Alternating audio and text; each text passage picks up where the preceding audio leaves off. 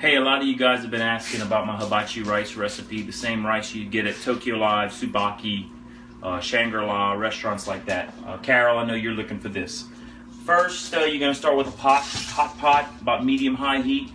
I'm cooking at 6 cups of rice right now, and for every 2 cups I do 1 egg for every 2 cups of rice. So here I got 3 eggs, butter, salt, I'll save this for later, extra virgin olive oil, soy sauce, and sesame seeds. The secret to hibachi rice that a lot of people don't know about is red wine vinegar. You can also, every once in a while, some people will use this, and I'll sprinkle a little bit in it. It's ground ginger. That helps with the taste also. So we'll use all that stuff. For the rice that I normally use, you can use any rice you want. We like the frozen bag of brown rice from Bird's Eye, the Steam Fresh. We basically cut it open, dump it out into a pot, and we cook it that way. We don't do the microwave version of this, but I like this rice. Turns out really good. Any other rice you want to try, you want to be sure that you clean it really well, get the cloudiness out of the water, and cook it and save it overnight or freeze it. It's always best cold, cooking this stuff cold. You don't want to use fresh rice because then it's going to be really sticky. So first thing you do is start with olive oil, hot pot, make a little dollop about that big, 5-6 inches. My pan's already real hot, so you just move that around a little bit and quickly drop those 3 eggs. Break them up, and I basically just stir it into the olive oil. Just like that, constantly stirring these eggs in as they cook. Feel like Julia Child.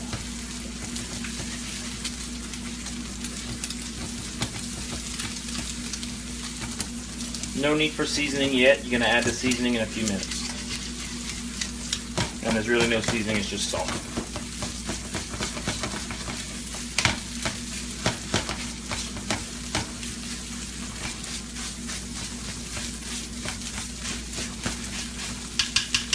Once this is all broken up, I'll show you in a couple minutes, you'll be able to add the butter and we'll go on from there.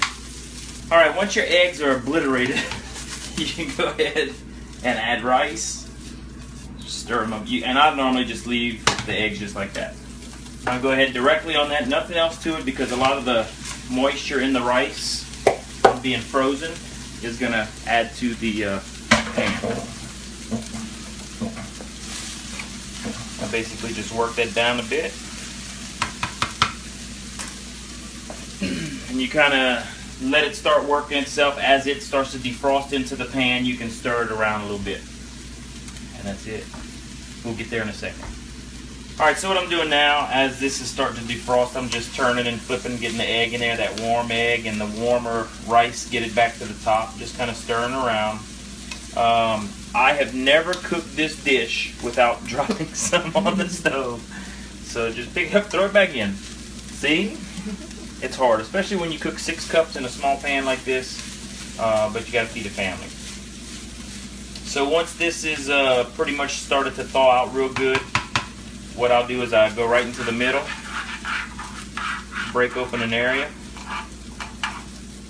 That big frozen piece over there.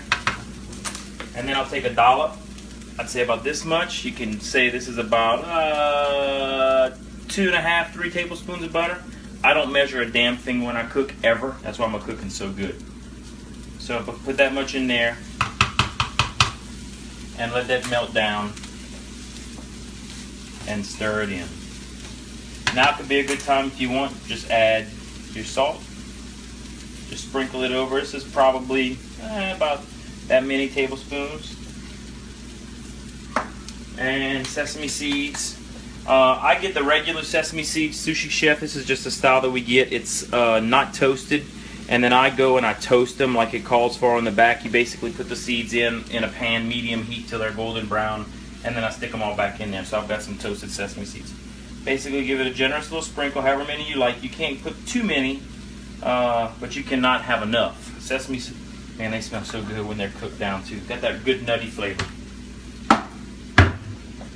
So you let that roll for a little while. Turn up my heat a little bit because this is stir fried. Hardly gonna get that piece.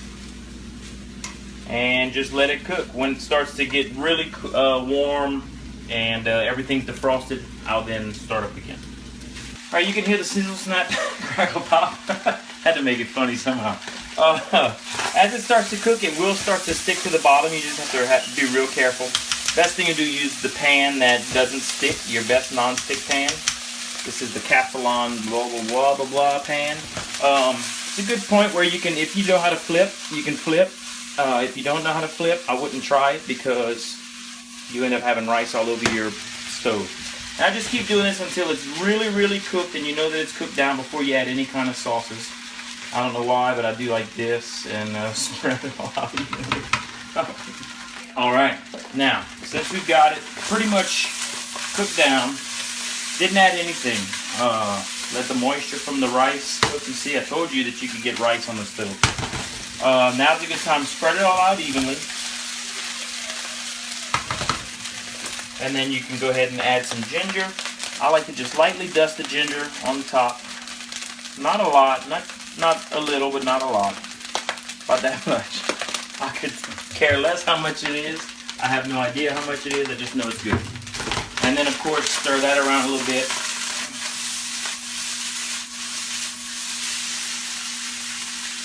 Spilling out here.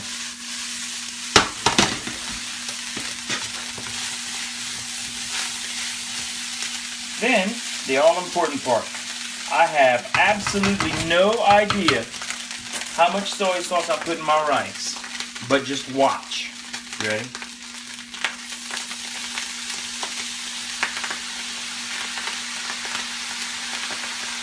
That much. 7 seconds. For 6 cups. Red wine vinegar, not so much. Just a few squirts of it. 4 seconds. 4 seconds.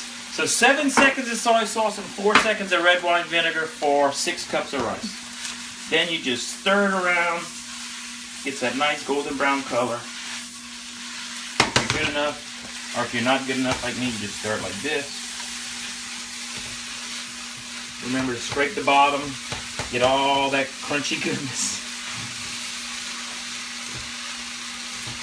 And for those of you that are health fanatics, let's say, or fried rice fanatics that go, but I like peas and corn and mushrooms and shish kebab and onions and bell peppers and mushrooms and carrots and all that in my fried rice. No. Not hibachi style fried rice. So that's it. Cook it down about 2 or 3 more minutes just to get that nutty flavor going. Get that rice to really fry, and I normally put it in a bowl or a plate and serve it to the kids. And Grayson's not around, but he did walk in a minute and go, Dad, what are you cooking?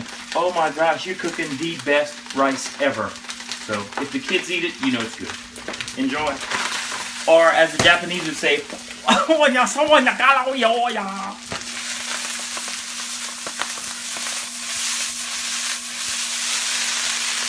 what I do, since we weren't quite done, I just pour it in a bowl. There you go. Clean pan, just a little bit of olive oil, no water, and there you go. Finished product. Kids love it. You can take this spoon with all the extra butter in it and just melt it in there. See?